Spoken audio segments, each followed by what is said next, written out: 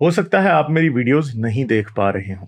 इसकी वजह मेरी वीडियोस पर लगने वाला बैन है। इस सूरत में आप या तो वीपीएन इस्तेमाल कर सकते हैं या फिर अपना कंट्री चेंज करके कोई भी और कंट्री कर दें, तो आपको मेरा चैनल पेज और मेरी तमाम वीडियोस दिखाई देने लगेंगी।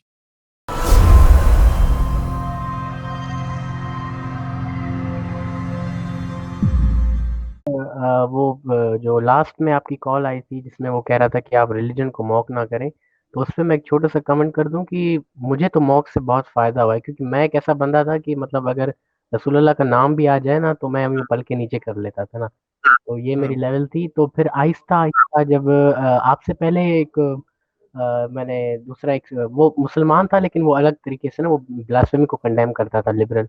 तो उसकी मैंने बात सुनी, फिर मुझे समझ में आया। मैंने कहा हाँ। फिर जब मॉक करने लगे आप, मतलब मैंने मॉकिंग आपकी हारिस साहब की सुनी, तो फिर मुझे समझ में आया कि हाँ यार, मतलब मॉक क्या हो रहा है। मॉक करने से मतलब कोई कड़ाका तो नहीं पड़ रहा है या कोई जिलजिला तो नहीं आ रहा, कुछ भी नहीं हो रहा। और मॉक करने से वाकई दिमाग में ड्रिल होती है बात कि वाकई अगर कोई बंदा मॉक हो रहा है तो वो किसी वजह से मॉक हो रहा है, और उसमें कोई ऐसी खराबी है या कुछ ऐसी बात है ना जिसकी वजह से मॉक हो रहा है। तो ये है ना, मॉक करना पड़ता है ना। जब एक बात इतनी स्टूपिड है तो फिर उसे मॉक करना पड़ेगा। मुझे बताएं कि हम लौंडी की जब बात होती है तो हम मॉक कर रहे हैं? नहीं मॉक कर रहे। लौंडी की जब हम बात कर रहे हैं तो हम हकीकत बता रहे हैं लोगों को। ये लौंडी की बात करना इनको गाली जैसा लगता है, और यकीन करेंगे हम गाली नहीं दे रहे लौंडी की बात करके। यकीन करें हम गाली नहीं दे रहे, हम वो बात कर रहे हैं जो इनकी किताबों में लिखी है, जो इनको पता होनी चाहिए कि इनके मजहब में मौजूद है। आप ये पिछले दिनों से आपने वीडियोस देखी होंगी, मेरी, हारिस और गुलजार तीनों की वीडियोस। तीनों के पास ऐसे बंदे आए हैं, और मेरे ख्याल है किसी एक और चैनल पे भी ऐसा बंदा एक आया है। मैंने ख्याल 4 एक वीडियोस ऐसी हैं जिनके अंदर मोमिन ने अपनी मां बहन को लौंडी बना के रेप कराने के लिए पेश कर दिया इन लोगों ने। यानी दिमाग घास चरने गया, दिमाग ही नहीं समझ में आता। अब मुझे बताएं कि हम क्या करें फिर? हम तो समझाने अच्छा, की ये बात वैसे करते आप हैं और ये लोग मान जाते हैं आगे से। वैसे कहते हैं कि किसी मुसलमान जो है ना उसको मुसलमान आपकी की आवाज औरत को कट आप रही है। लौंडी नहीं बना सकते, वो सिर्फ काफिर किया बना सकते हैं जी। मुसलमान को आप लौंडी बना हाँ, सकते अब हैं। आ रही है आवाज। हेलो। हाँ, वो तो मैं कह बात रहा है। था कि नहीं, आप लौंडियां मुसलमान को लौंडी मुसलमान नहीं भी बना होती थी। सकते। अच्छा। लौंडियां मुसलमान भी होती थी। अब मुझे, मैं कल परसों ही बात कर रहा था इसी बात पे। मुझे लगता है कि एक तो बात यह है कि लौंडियां मुसलमान तो होती थी क्योंकि हदीसों में मुसलमान लौंडियों का जिक्र था। अब उन्होंने बाद में इस्लाम लाया तो वो आजादी उनको फिर भी नहीं मिलती थी जब वो हो जाती थी। अब क्या किसी मुसलमान को लौंडी बनाया गया है तारीख में? इस बात का मैं आपको एग्जैक्टली बता रहा हूं कि हाँ, बनाया गया।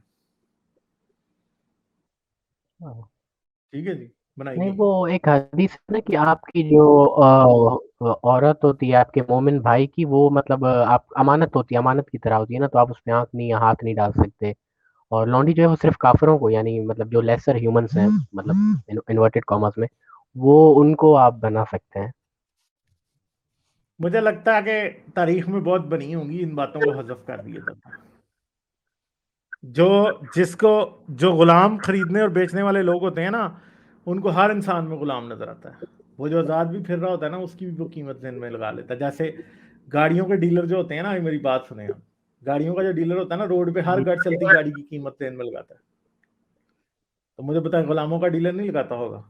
खूबसूरत औरत देखी तो वो लीटर कीमत नहीं लगाएगा, चाहे वो मुसलमान ही क्यों ना हो, लगाएगा। प्रॉपर्टी डीलर जब किसी घर के सामने से गुजरता है ना, तो वो दो चीजें सोचता है, इसका किराया कितना होगा और ये बिकेगा कितने में और मुझे कितना कमीशन मिलेगा। यही चीज गुलामों के डीलर भी सोचते हैं। आप समझते हैं किसी की अच्छी गाड़ी देख के लोग ऑफर लगा देते हैं, हाँ जी हमें इतने की दे दो। तो अच्छी लौंडी देख के नहीं लगाते हो। हाँ।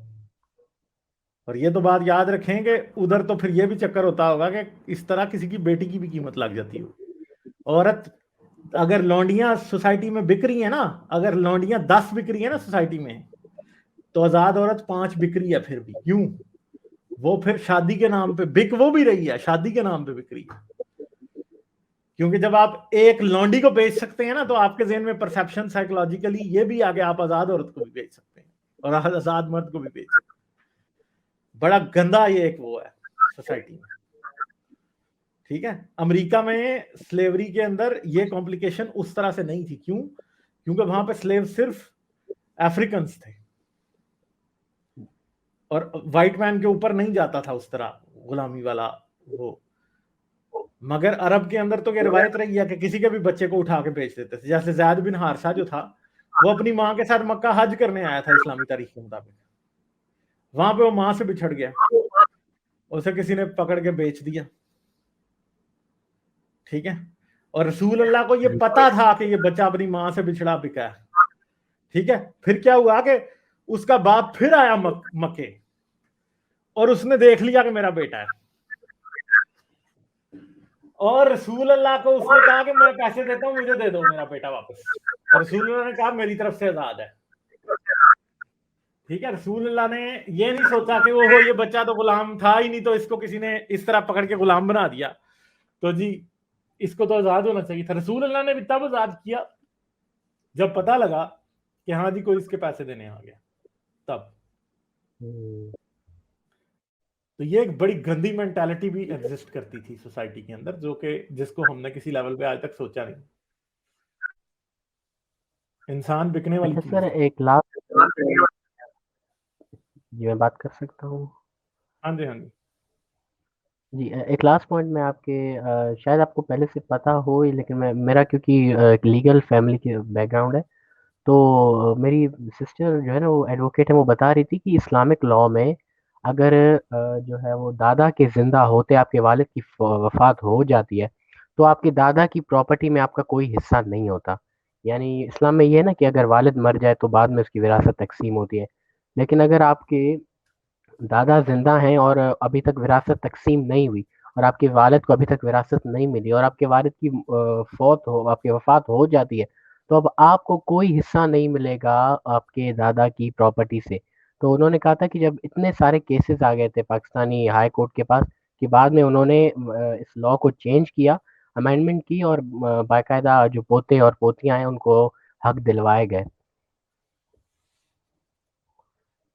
हाँ, ये अब मुझे सही तरह पता नहीं है, मगर मेरे ख्याल में राइट तो होता है, कुछ फिका में है और कुछ में शायद किसी एक में ना हो। मुझे देखना पड़ेगा इस बारे में, मुझे मेरे अब ज़हन में नहीं है, मैं देखूंगा।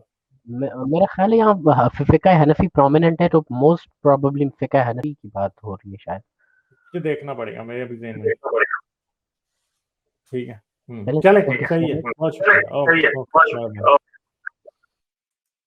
लाइक, शेयर और सब्सक्राइब करना मत भूलें। इसके साथ साथ आप मेरे चैनल को पेट्रियन पर सपोर्ट कर सकते हैं। पेट्रियन का लिंक वीडियो की डिस्क्रिप्शन में है।